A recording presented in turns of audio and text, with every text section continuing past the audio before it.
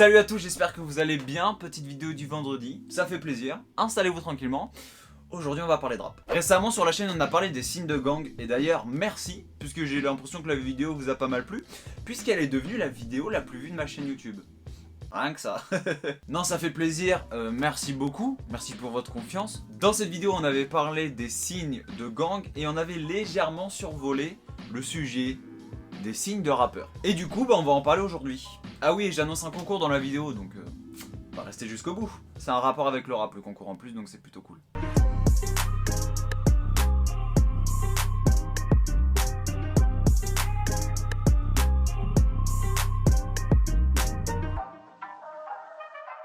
Bon, on va parler des signes de rappeurs. Faut bien revenir sur ce qu'on a un peu dit dans la vidéo précédente que je vous invite à voir si vous l'avez pas encore vu. On va s'attarder sur une petite partie histoire. Les signes des rappeurs, ils sont apparus à la fin des années 80 pendant l'émergence d'un genre de rap qui bouleversera l'industrie musicale, le gangsta rap. Comme son nom l'indique, c'est un style de rap qui a comme sujet principal la drogue, la haine de la police, le proxénétisme et l'argent. Et qui sont le plus calés sur ce genre de sujet? Bah les membres de gangs. Pas évident. À ce moment-là, les rappeurs membres de gangs vont donc afficher leur appartenance grâce à la couleur de leurs vêtements et grâce à leur gestuelle. Et c'est comme ça que les signes de gang ont fait l'apparition dans le paysage du rap américain. Et avant de parler des rappeurs français et leurs signes de main, on va parler des signes de gang ou non d'ailleurs, parce qu'il n'y a pas que des signes de gang, que les rappeurs américains ont pu avoir les plus iconiques de ce mouvement qui est le rap US. Des rappeurs d'ailleurs, qu'ils soient de la West Coast ou de la East Coast. En pêle-mêle, on peut parler du Diamond de Jay-Z, le signe des Crips de Snoop Dogg, le West Coast de Tupac, ou encore le Peace de The Weeknd pour parler d'artistes plus récents. Les ricains le font, du coup les Français s'y mettent. Après, la grosse différence qu'on a quand même entre les États-Unis et la France, c'est qu'en France on n'a pas cette culture du gang qu'il peut y avoir aux États-Unis. Mais ça n'empêche pas le fait que les Français vont se mettre à créer leur propre signe des mains. Et on va en parler tout de suite.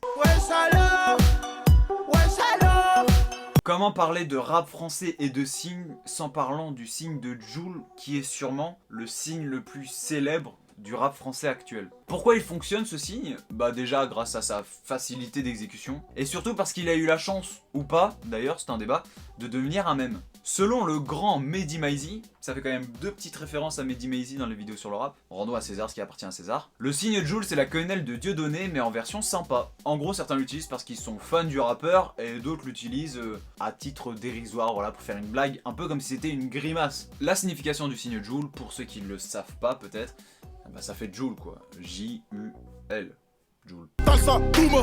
Je débarque rien tout ça zoom. Alors le signe de Caris c'est aussi un signe qui fait partie des signes les plus simples à effectuer. Et je vais pas vous faire l'affront, ni de l'expliquer, ni de le faire devant la caméra. Mais en gros, pour ceux qui savent pas ce qu'il veut dire, il vous dit d'aller tout simplement vous faire foutre.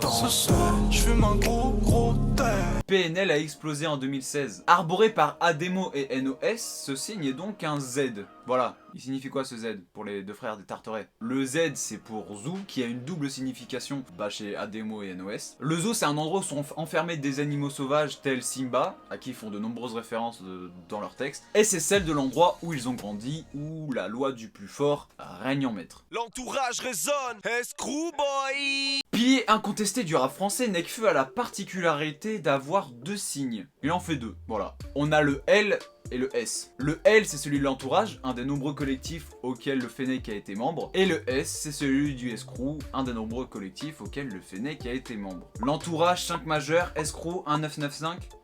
C'est bon, je les ai tous. On pourrait passer des heures sur chaque signe des rappeurs. Et pas parce qu'ils sont compliqués à expliquer, mais surtout parce qu'il y en a plein. Du coup là je vais juste vous en donner quelques-uns dans les grandes lignes que vous devez sûrement connaître. Dans les grandes lignes on a le 9 de I de Damso qui représente son label. On a le G de gradure qui représente la première lettre du prénom du rappeur et qui peut représenter deux flingues aussi. Et on a le vide de Damso qui est une référence obscure à Star Trek. En vrai aujourd'hui les rappeurs ils ont des milliers de manières de se différencier. Bon quand je dis des milliers j'abuse peut-être un peu, il y en a genre une dizaine. Les rappeurs peuvent utiliser par exemple les vêtements pour se différencier, on pourra penser notamment au Bob de Lorenzo, aux lunettes d'Alpha One. Mais les rappeurs peuvent aussi utiliser quelques signes beaucoup plus distinguables. À l'oreille par exemple, on pourra penser au flow de Freeze Corleone. Si tu entends Freeze Corleone, il a un flow tellement propre à lui que tu le reconnaîtras. Un peu comme SCH, ils ont leur signature auditive, je sais pas si ça se dit. Et puis après on a des termes utilisés, des gimmicks orales, encore un autre terme que j'invente, comme le de Naps. En En vrai, mettez-moi dans les commentaires des signes distinctifs de rappeurs que j'ai peut-être pas dit ou que j'ai peut-être pas totalement expliqué. Au moins, ça permettra de créer dans les commentaires une espèce de giga répertoire de tous les signes des rappeurs français et US, pourquoi pas, si vous avez une culture américaine que je n'ai pas. Je viens de me cogner, c'est terrible, ça fait 2 fois que je me cogne dans une vidéo. Ce meuble est pas terrible, ouais, non, pas terrible. Si la vidéo vous a plu, le pouce bleu et l'abonnement sont recommandés. Si vous voulez gagner un de ces 3 albums qui sont mon top 3 des albums de cette décennie, je peux vous renvoyer à la vidéo qui est logiquement là. On a La Dictature de l'AMZ, Cyborg de Nekfeu et Batterie Faible de Damso. Si vous voulez gagner un de ces 3 albums, eh bien toutes les infos sur mon dernier post Instagram, donc je vous invite à aller là-bas. Merci d'être resté jusqu'au bout, bonne chance pour le concours qui est sur Instagram. On se retrouve bientôt sur YouTube pour une prochaine vidéo. Bye. Ce serait bien que je crée un signe, moi. Non, ce serait vraiment pas beau à voir. Je viens faire mon beurre, merde de billets, je fais des longueurs. Toi tu fais le con, je parle aussi.